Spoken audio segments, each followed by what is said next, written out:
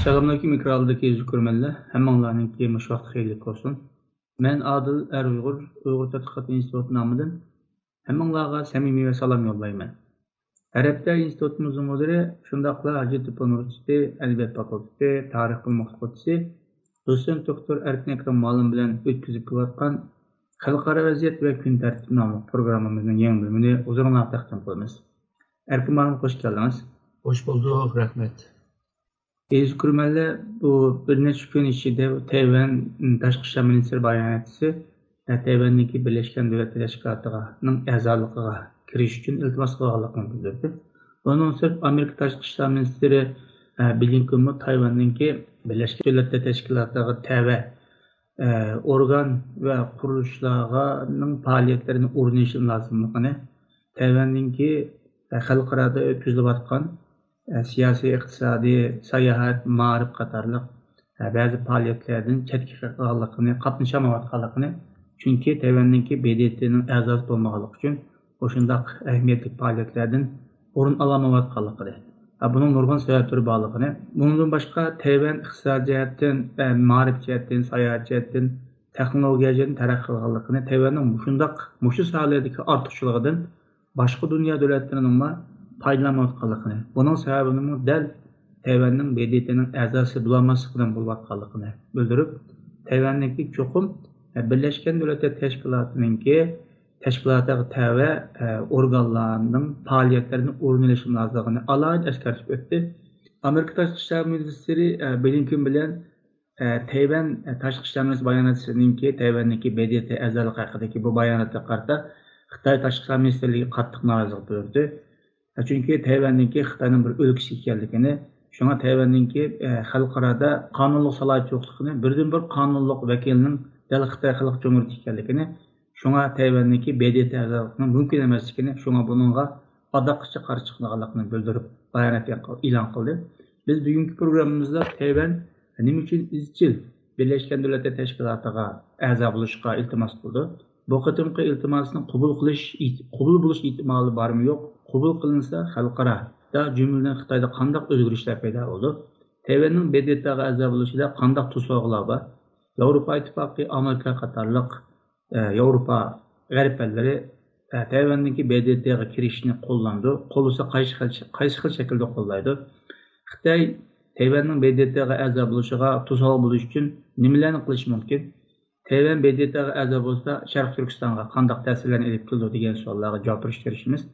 Erkman oldi bilan Tayvandagi Birleşken Devletler Teşkilatı'ga a'zo bo'lish jarayonini yoki nima uchun a'zo bo'lganligini bir tushuntirib bergan bo'lsangiz. 1971'de hamda Amerika'nınki Sovyetlerga qarshi bir strategiya sherik tepish uchun Xitoyni tanlagan bo'ldi.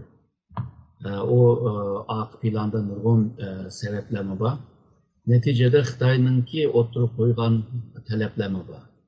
Yani Amerika'nın Tayvan bilan imzolashgan Tayvanni qo'g'daydigan yoki Tayvanni mudofaa bilan xavfsizlik bilan munosabatlik kelishimlarni o'tkaz qilish, bundan keyin Amerikaning Tayvandagi askerlarni ochib ketish va Tayvan bilan siyosiy jihatda munosabat qurmaslik deb talabni qo'ygan.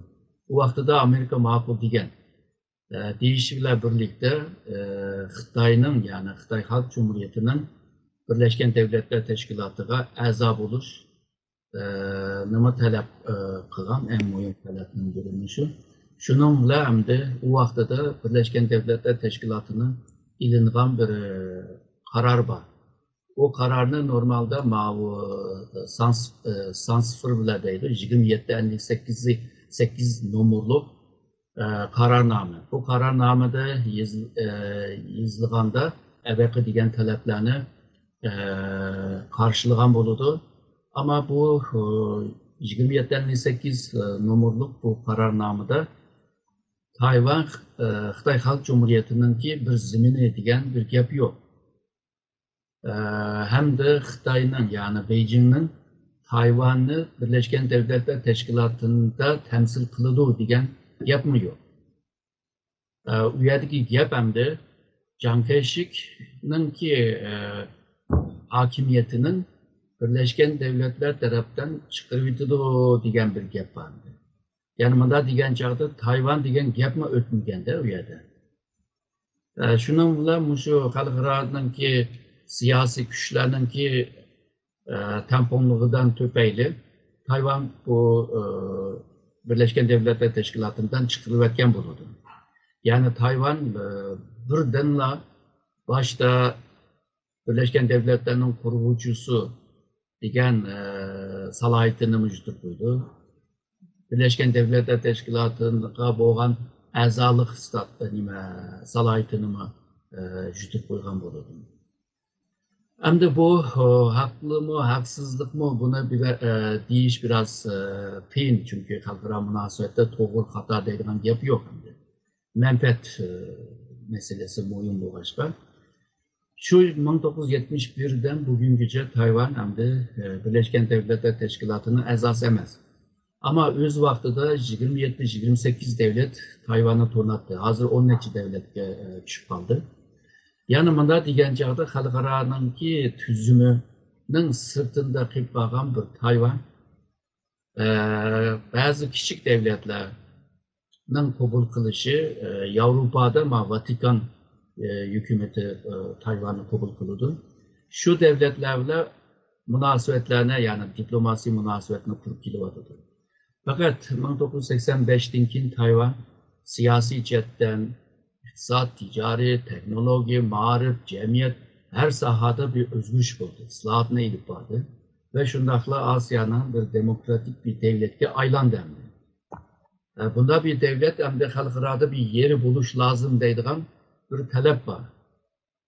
Tayvan'ınki şu evvelki Birleşken Devletler tarafından 2758 numaralık karardan kurtuluş için Tayvan'ın 3 yolu vardı. Birisi şu Tayvan namıda, yani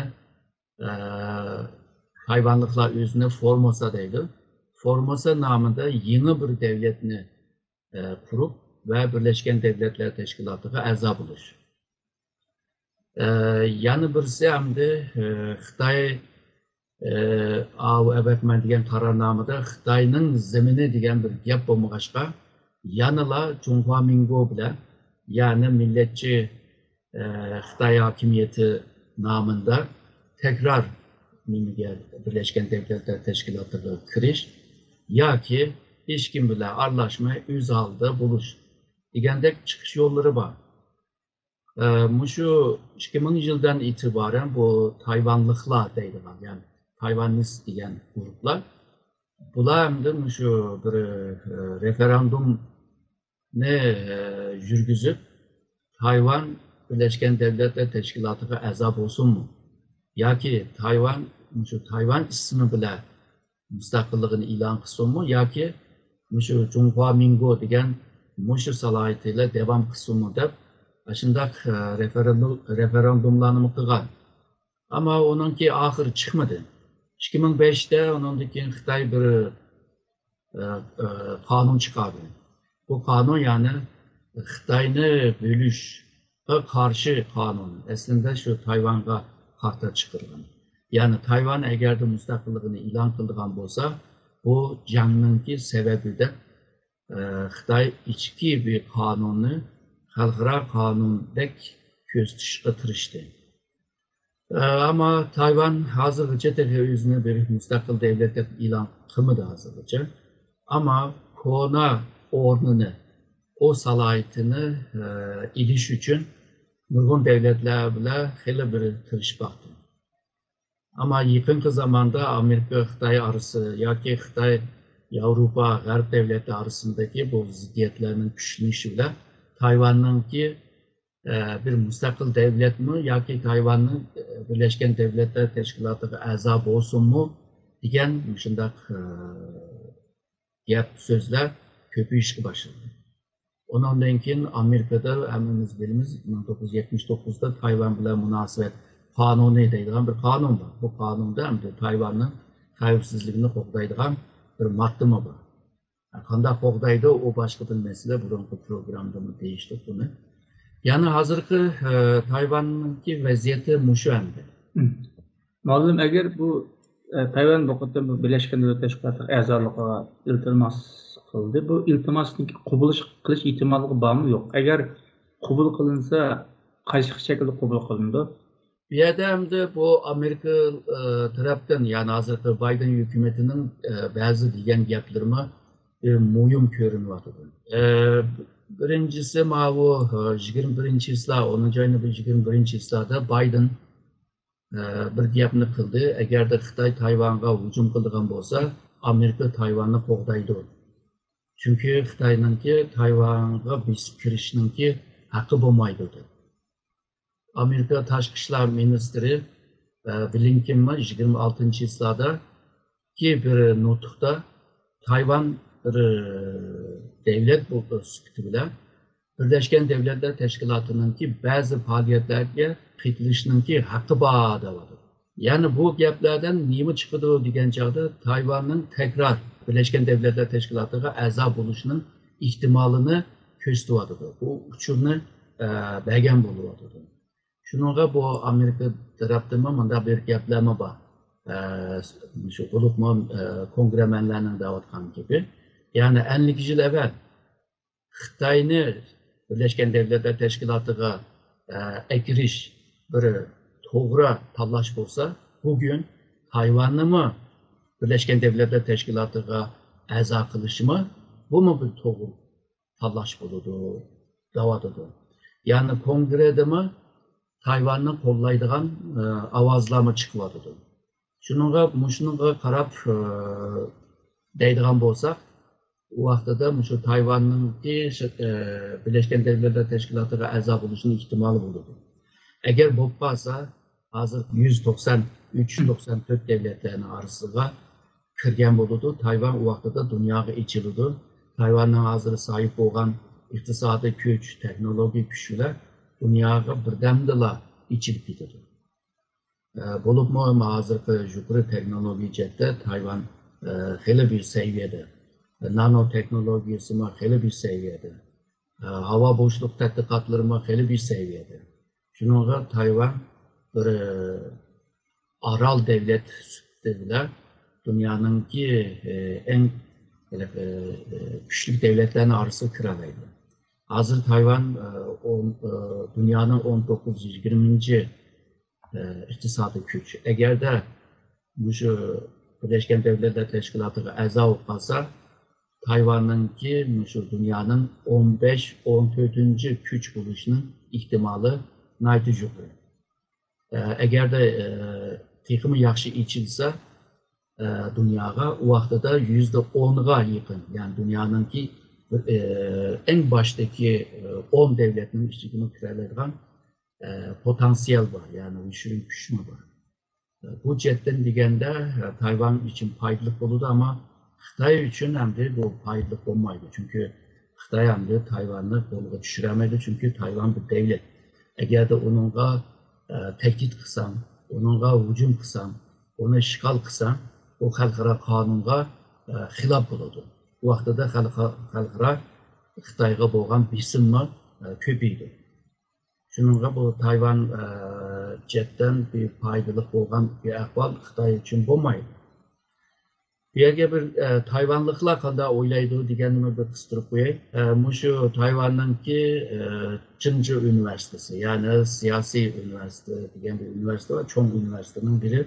Ularninki shu jamoat fikriga sağlam bir ray sınavı var.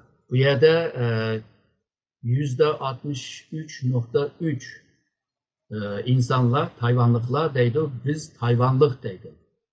Yani biz Xitaylık emas deydi. Ama Xitaylık degenler %2.7. Yani özünü Xitaylık deydi. Hem Tayvanlık hem Xitaylık degenlerinin sanı %31.4. Tayvan şu Xitayga qetilib ketsin yoki Xitoy tarafdan ishg'ol qilinsin, Xitoyninki hokimiyatga kirsin deganlar %7.4. Yani yig'ib kelgan chog'da Tayvanda %63.3 Tayvanliklar o'zini Xitoy demaydi. Yani bu yerdagi gap shu, biz Xitay bilan ayrı bir devlet bo'lalaymiz degan. Ya'ni bo'lamiz degan arzusini bu yerga qo'ygan bo'ldi. Shuningga mau 10 ayning 10'i, ya'ni bu Junhua Mingu'ningki devlet bayramining kunida Tayvanning prezidenti Tsai Ing-wen mana bu gapni dedi. Ya'ni Xitoy Xalq Cumhuriyeti bilan Junhua Mingu bir-birisiga bog'langan, bir-birisiga beqingan devletlar emas. Demek ki o'zini bir devlet şeklinde ko'ryapti. Bu taraqqiyot tabii Xitoyningki tishiga tegyapti, Xitoyning jini chiqyapti. Ve Tayvan meselesi artık Amerika Xitoy arasında burun mücmel bir siyaset, Amerika Tayvan karşı mücmel siyaset ilip geliyordu. Bu taraqqiyot ile birlikte bu mücmellik mi asta ro'shanlashishga boshladi. Bu Tayvan prezidenti Tsai Ing-wen gibi qaragancha Tayvan emili jihatdan bir davlat, ama bu sirtqi jihat biz mustaqil emas degan ishoratni beryapti hozir. Shundaqa. Bununla egishib, misoliga shu Tayvanningki tashqi ishlar ministri Wu Zhaoxue deganman, shu 26-yillardan itibaren bir qancha Yevropa devletini ziyorat qilyapti. Aslında şu ABQ degan Birleşken Devletler Teşkilatı'nınki algan qaroriga qaraganda başka devletler hem de Tayvan'ı nimadan Birleşken Devletler Teşkilatı'ndan chiqarib o'tkazgan. Başka devletler onunla siyasi munosabat quramaydi degan bir qoidami bor. Ama bu qoida buzilyapti. Wu Zhaoxue, Tashqi ishlar ministri Wu Zhaoxue hozir Litvaniya, ondan keyin Çek, ondan keyin Slovakiya devletlerini ziyorat qilyapti. U yerda yig'inlarni ichib, Yevropadagi siyosiyonlarla, diplomatlarla ko'rishib, muzokaralarni elib beryapti. Bu xuddi mustaqil bo'lgan, egilik huquqiga ega bo'lgan bir devletninki qilayotgan ishi hamda. Bu shu keyingi 50 yılın içinde köre bakmagan bir ahval bu. Yani Tayvan sırtkımı asta içilwadı da dünyaya. Oğlum, eğer bu Tayvan'ınki müstakil bir iyilik devlet süptüde ki cihetten Birleşken Devletler Teşkilatı avazı qo'llagan vaqtida albatta qo'llab ovoz bergansan balki azroq bo'lishi mumkin. Chunki bu Xitoy, Amerika yoki Tayvan masalalarida ko'pincha Xitoy iqtisodiyotdan beqinib qolgan davlatlarning soni intayin ko'p bo'lg'achqa Birleşken Devletler Teşkilatı ichida. Shunga Tayvanninki bu a'zolik ahvoli xatarga tushib qolish ehtimolim bor. Sizce bu BDT'de bu qandaqroq bir shaklda elib berish mumkin? Degininiz to'g'ri. Bu Xitoy o'z vaqtida Birleşken Devletler Teşkilatı'da şu sanning ko'pchilikdan qozondi. Bo'libmi şu kambag'al devletler, yani 3. dünya devletler ko'proq Xitoyni qo'lladı. Xitoy o Birleşken Devletler Teşkilatı'na a'zo bo'lishi bilan biz g'alabiyat qozondik deb e'lon qilgan. Nəhayət xoşal bo'lgan. Çünki 1949'da kurulgan Xitoy Xalq Cumhuriyeti dünya tarafından pek tanınmadı. Köp devletler onu tanımadı. Şununla o dünyaya içilişme biraz kıyındı. Hazır Tayvan aslında bir kıyınçılık vardı Birleşken Devletler Teşkilatı'da yer ilişim. Şununla eğer de Avrupa devletleri, Amerika devletleri bunlar bütünle Tayvan'ı kollasa ve bunlarınki tesir astığa aldığan bazı devletlerine, yani tesir kılalaydıgan devletlerine ma özge tatip kılalasa Tayvan'ınki bir ümidi var, yani bu Birleşken Devletler Teşkilatı'nın əzası oluşu. Misalға deyli ki, Türkiye ile münasebet desek, Şimali Seprus devleti. Bunu halklarda devletler tanımaydı, Türkiye tanıyordu onu. Misalға, eğer de sizler Tayvan'ı tanısanlar, biz mi Seprus'unu tanıymayız deyip bir menfaatini körsetsek, belki Türkiye mi makul değişim mümkün. Şununla okşaş, bazı devletlerge menfaat verip durup, bunda işlerine kığıl buldu. Ama hazır teki o vakit emez. Tayvan özününki əbəmən digən iqtisadi, ticari və texnoloji küçüge tayin durup dünyaya başta içiliş lazım. Nurgun devletlerle əbəqi sahalarda zıç münasebeti buluş lazım. Bu münasebetten töpeyli nurgun devletlerine yana özüge kartalaydı. Yani bir mezgil muş işini pişirişle tırışmak lazım Tayvan. Ama hazır Tayvan burunku muş 50'den beri istifagan halinden kurtuluvadı da hazır. Bu en çok bir terakkiyat Tayvan için. Bunun ki kelgüsünde bir devlet de tonuşunun ki birinci kademi de kösek oldu. Malum bu Tayvan'daki xalqaro itiraf qilinishi yoki BDT'nin a'zolik qabul qilinishida balkim Xitoy davlati uzundan beri tutalg'i bo'lish uchun nurg'un diplomatik xizmatlarni ilib borgan bo'lishi mumkin. Xitoylarning mushu jihatda bir konkret tashlagan qadamlari bormi? Xitoy ben dedim 27-28 devlet Tayvan'ı tornattı. Bugün onun etkisi kaldı. Şu Xitoy'nınki tirişçanlığı Tayvan'ı tonumanlar. Olup mu Xitoy Halk Cumhuriyeti ile diplomasi münasebet kurman desanlar en başta Tayvan'ı tonması lazım. Deydiğen şart var. Şununla nurgun devlet Tayvan'ı tonumay durup Xitoy ile şu münasebetini kuraladı. Bu bir tirişçanlığı.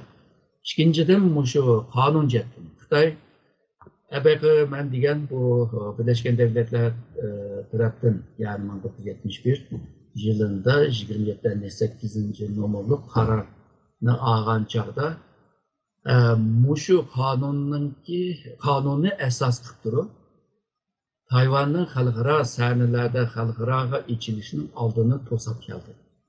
Yani kanuni yolu.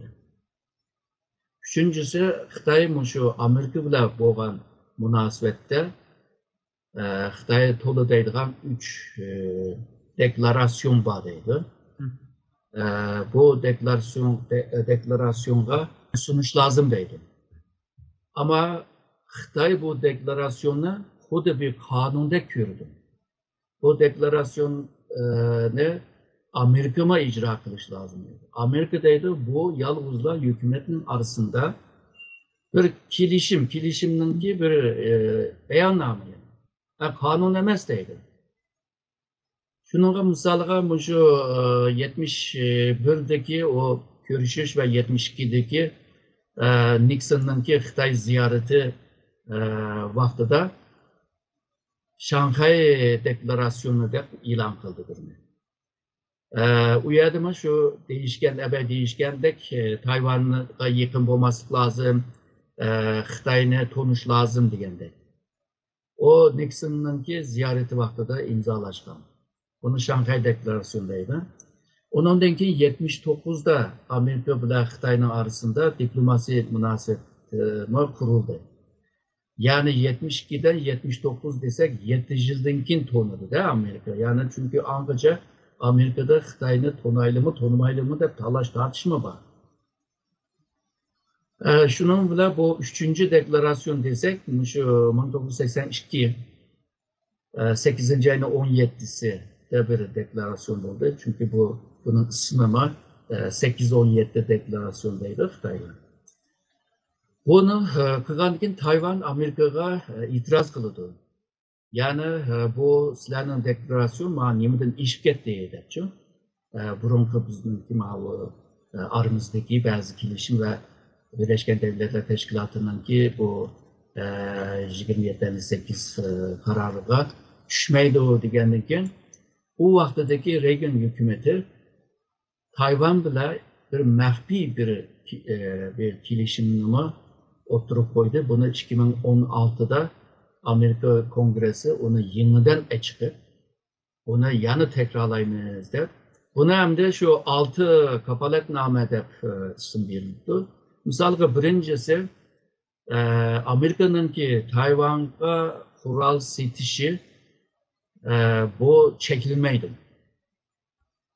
İkincisi Amerika Tayvan arasındaki münasebetlerinde, meylikanda münasebetlerinde arasıga kirib, arasıga kirmaydi deydi. Yani ishkinglar nima deysanglar deyishinglar, men aralashmayman degan. Shunchisi Amerika Tayvanni Xitoyga biqininglar deb ism ishlatmaydi deydi.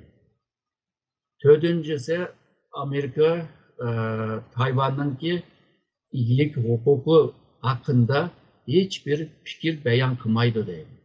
Bu yomon mo'yim endi. Chunki uni mustaqil bir devlet to'ng'ili bo'ladi degan gap. Yani uni men talash tartib qilmayman, so'zlamayman deydi. Beshinchisi endi Amerika 1979'da kongrede chiqargan Tayvan bilan munosabat qonuni degan bir qonunni o'zgartirishninki hiçbir niyati yo'q deydi. Çünkü onu o'zgartirishmi qiyin, chunki unimi nurg'un shu rasmiyatlar var, qiyin bo'ldi aslında. Altıncısı bo'lsa, ABP degan shu 1982 yılı 8. ayın 17'sindeki deklarasyonunki ichidagi mazmunlar Amerika'nın Tayvan'a kural setishini hiç to'siyamaydi ve bu haqda Beijing bilan muzokara qilmaydi deydi. Bu burun maxfiydi. 2016'da bunu Amerika Kongrede uçuk aşkar dedi. Hazır hem de Amerika muşu yüzündeki içki bir kanun var, ebek degan kanun. Onun dinki kanunga binaen yani bir 4-5 tane aşında töven kanunlar var. Kısım buldu, kısım buldu. Hem de 6 kapalatname var, 6 maddılık. Bularla birlikte hem de Amerika Tayvan'ı qo'g'dashga mecbur. Şununla Xitoy deydi, biz 3 deklarasyonu imzalashgan, o 3 deklarasyonun içindeki mazmunlar senin davatkan ularını hemmisini etkes kılalaydı o deydi. Şununla Amerika deydi, o kanun emas. O bir beyanname o.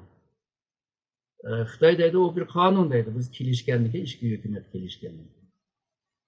Xitoy nima uchun buni qonunda ko'rdi deganda, Xitoy hamda bir partiya, yolg'iz bir partiya boshqaryapti. Hukumatmi partiyaning, davlatmi partiyaning, harbiymi partiyaning, iqtisodmi partiyaning, xalqmi partiyaning. Shuningga ular shunday o'ylaydi, hukumat arasındagi imzolashishmi bir partiyaning bir partiya boshqarayotgan davlatlar o'xshash deb o'ylaydi. Ama Amerika'da hükümet almışıdır. Hükümet almışkandan keyin hükümet burunki hükümetninki siyasetini kinki hükümet icra qilish deydigan bir hükümligi yo'q bunun. Şunu bu yerda bir-birisini yaxshi to'g'ri tushungan holmi yo'q-da bularda. Bir-birisini tushunmaylar, bir-birisini tanqid qilyapti. Ama nima desa desin, nimalarni talashsa Tayvan hem de sırtqa asta ichilayotgani bir haqiqat. Yani bunda suhbat vaqtida Amerika jihatini etgan vaqtida Tayvan Amerikaning bir qonun jihatdan 54-chi shtat bo'lmagan taqdirda, lekin amaliy jihatdan Amerikaning bir qo'g'dinish va himoyasiga aylangan bir zamin ekanligini bildirdi bundan. Shunda misolga Amerikaningki siyosiyonlari Tayvanni ziyorat qilyapti. Qilib kelyapti shu yaqin ishchilardan. Yevropada mı bunu bu o'xshash ahvolni qilyapti. Misolga oldimizda gapda bir Yevropa parlamentosundan tashkil topgan bir heyet Tayvanni ziyorat qilmoqchi. O Xitoy qaqshayotir ama maxfiy tutish uchun bu heyetning ismini bermayotdi, ama heyetninki başlığı böyle Fransyalı. O Xitoy jazo bergan, o Fransızlık. Ular bormoqchi. Misolga mushu Yevropa parlamentosu 10 ayning 21 kunida bir qaror oldi. Nima deganda, Yevropa Birligi ve Tayvan siyasi munosabatlari ve hamkorlik qarori edi. Yani ben bundan keyin hem siyasi jihatdan hem iqtisod jihatdan Tayvan bilan munosabat qurman deganga. Yani Yevropa Birligining Tayvan bilan bo'lgan siyasi, iqtisodiy, tijoriy ve teknoloji ve birbirisiga meblag silish münasebetini güçlendirmen de ortada. Bunu mu az deb Tayvan'ınki Avrupa devletlerdeki temsilcilikler bozulucu. Hem devlette yok. Nurgun devlette var, Türkiye'de mi var, Amerika'da mı var. Bular yalnızla mandat deydi, iktisat ve medeniyet yani kültür temsilciliğe deydi. Bazı yerde Tayvan'ı mı yazı uzmaydı. Taybei de yazıdı. Hazır hem de Tayvan mı yazaylı. Hem de bu temsilcilikni bir konsolosluk apraylı davadıdır Avrupa'dan. Bu avaz çıkmadıdır. Amerika'da mı bu avaz var? Eğer de bu çıkıp kalsa büyük elçilik yok. Büyük elçilikten bir töven. Oğan konsolosluk var. Konsolosluktan bir töven derece temsilcilik. Şununla bu Tayvan'ınki Avrupa bile boğan bu münasebetininki seviyesi mi üstü vardır. Hem de Avrupa'da mı yakın zamanda bazı devletler Tayvan bile münasebetlerini kuruştu başladı. Bazı devletlerin adamları yerip ziyaret kılıvadı Tayvan'ı. Ve bununla karta misalga Garp Avrupalar Xitay bile boğan münasebette yakın zamanda köydü. Bulup mu Uygur meselesinden tüpeyli birbirisiyle ceza verip münasebetini jirikleştirip etti.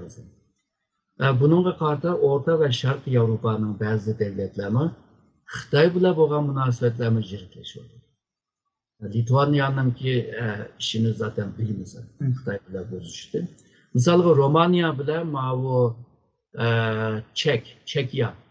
İki devlet Xitay bile şu yadro güçünü tesis kılıştaki bir kilişimini iptal kıldı. Amerika'nın ki bu bazı besim bile Avrupa devletlerinin küpü Xitay'ın ki 5G şu internet sistemini kabul kılmaydıgan oldu. Ve bulup mu Xitay 2013'ten beri ehmiyet bergen bir diplomasi hareketi batı bu olsa kıskasını 17 plus 1 yani 17 Orta ve Şark Avrupa devleti ve Xitay. Bunlar bir grup kurganda yani Xitay bu devletlerge meblag salıdı, İpek yolunun ki yolunu bunda açıdı, anda açıdı degandek açını planlanan. Ama bu devletler muşu kinki bir işgijinin içinde misalga Litvanya'daki, Estonya'daki bazı devletler bu jığınga katnaşkanda töven derecelik emeldarlar katnaşık başladı. Yani Xitay eğer de Avrupa'nı tatkız koysa ya ki Avrupa üstündeki tesiri acizlap kalsa Xitay'ın ki en moyun boğan yeni İpek yolu strateji projekti. Onundankin ziyan gördü. Eğer de Xitay'ın ki muşu yeni İpek yolu stratejisi yerde ziyanga uçursa veya mangızamasa bu projektini o vaxtda da Xitay'ın ki ertesi Cihangir devlet buluşunun asasını kurgan bu proje tüyse Xitay Cihangir devlet buluşma kıyımdır. Yani Xitay için Avrupa naitim oyun. Çünkü Xitay bazarı ile Avrupa bazarını bağlamakçıdır. O bağlandığında onunla dünyanın iktisadi güçke, ticaret güçke ilgi bulup faydalarını, planlarını hemisi Xitay'la kılattı. Hem devlet onunla bir kınattı. Hazır bu Avrupa'da bulvatkan bu terakkiyat Xitay'ın kendisine ciddi tesir yetirdi. Yani hazır biz devatka Amerika ve Avrupa şundakla Uygur meselesi, Hong Kong meselesi, Tibet meselesini mi kollattırıyor? Yani Xitay yalnızca Tayvan meselesinden tüpeyle Amerika ve Avrupa olmaymadı. Çünkü yıllarda Uygur meselesini en altı planda hazır. Yani manda degende yani bazı gaplar deyilmemelidir. Yani Şark Türkistan meselesi ve Tayvan meselesi hal bulmasa Xitay chettin degende o vaqtda Xitay'ın ki yükselişi, kengayişi qiyin ahvol tushib qoladi. Xitay çünkü şimalga içilemeydi. Şimalda Moğolistan var, Rusya var. Uya çoğun baza emez, uya ki içilsem neymiş kılalaysın. Cenub'da içilemeydi, uya da Hindistan var, yüksek tağlar var. Himalaya tağlar var. Everest diyen çok tağ çoksu var. Şununla içildiğin iki taraf var, iki liniya değil. Birisi şu Asya Tinç Okyanusu'da içildi. Birisi Şarkı Türkistan arkalı Orta Asya, Yavrasya, Avrupa'ya içildi. Tayvan'a amıgıca Asya Tinç Okyanusu'da içiliş ve kıyım oldu Xitay için. Ve şundakla Amerika ve Amerika'nın şerik devletleri yani ittifaktaş devletleriyle birlikte Xitay'ını aşı denizde Xitay'ın kıyığa yakın boğan yerden var Xitay'ını muhasırga alalar. Eğer Tayvan'la Xitay kolu düşerse ebeki diyen muhasır planı imrili dendi. Çünkü bununki ismi birinci ve ikinci Arallar Zinciri stratejisi değil, bir strateji. Yani Japonya'dan Tayvan'lıca, Japonya'dan Filipin, Endonezya ve Singapur'lıca iki Arallar Zinciri var. Xitay'ın aşı denizin çıkışını aldığını tosaydı. Eğer Tayvan'la Xitay kolu düşerse az zincir sunucudur. Ve Xitay denizge içildi, o deniz sahası tekimi kemiyor. Bu vaxtda da Amerika o Xitay'ın yakınları deniz yakınları da faaliyet kılamaydı. Çünkü özününki deniz sahası buydu, o halkara deniz olmaydı. Şununla bu Tayvan meselesi, Şarkı Türkistan meselesi Xitay'ınki kelbisinde Cihangir devlet oluşunun takdirini belgileydiğin işgir hali. Şununla Tayvan meselesiyle Şarkı Türkistan meselesini birlikte ilip bunu müzakere kılışıp yapıyor. 2005'te ben Tayvan'da bir yığında Muşu hazırda ben diyeceğim fikrini oturup koygan. Yani Tayvan'ın takdiri bile Şarkı Türkistan'ın takdiri okşaş. Hemkarlık kılgancaqda, stratejiyelik hemkarlık kılgancaqda Xitay'ın Cihangir devlet oluşunun aldığını ağlı bulduğu der. Bir mezgildeki mazır mən digən gəplama asla içilişim mümkün. Bu vaxtda da Tayvan'ın ki meselesi, Şarkı Türkistan meselesi belki Uygurların işçilimi, belki mühim bir mesele bulup planlarını, düşüncelerini, fikirlerini beyan kılışkını başlaydı da böyleyim. Malum programımızın bunu bir sualdan ahlaştırsak, Navada deyildi, Tayvan, BDT'nin əzalık kubul kılınıp kalsa, bizim Şarkı Türkistan davayımızda qandaq bir faydalık ehvallarını ilikleyiş mümkün. Xitay, Tayvan'la bizimki ayrılmaz bir ülkemizdeydi. Ama Tayvan eğer de müstakil ilgi hukuka tam ilgi bulup, müstakil bulup Birleşken Devletler Teşkilatı'na əza bulup kalsa, o Şarkı Türkistan için bir umuttur. Yani Xitay'ın kontrol kılıben diyen rayonlar hemmisi Xitay məngülükle kontrol kılalaydı diyen gepemez. Mananı bildir Tayvan meselesi.